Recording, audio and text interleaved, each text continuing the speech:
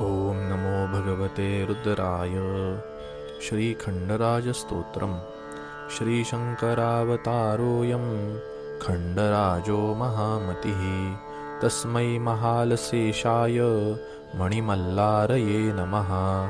ऋषीणां यस्तपःसिद्ध्या अवतीर्य महीतले दैत्याननाशयत्तस्मै मणिमल्लारये नमः।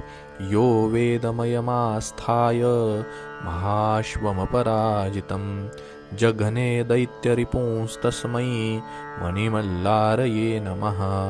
पीतवस्त्रपरिधान पीताभरणभूषितः त्रैलोक्यवन्दितस्तस्मै मणिमल्लारये नमः।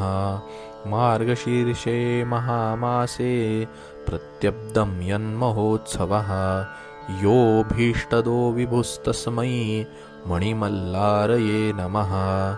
देवः प्रतापमार्तण्ड भैरवः शत्रुकृन्तनः सर्वापत्तिहरस्तस्मै मणिमल्लारये नमः।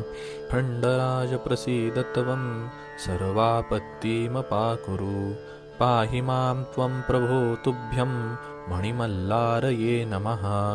कायेन मनसा वाचा ये पराधा मया कृताः तान् क्षमस्व प्रभो तुभ्यं मणिमल्लारये नमः। खण्डराजस्तुतिमिमां त्रिसन्ध्यं यः पठेद्विजः सर्वान् कामान् स आप्त्वेह शिवलोके महीयते। श्रीवासुदेवानन्दसरस्वती विरचितं श्रीखण्डराजस्तोत्रं श्रीसाम्ब सदाशिवार्पणमस्तु।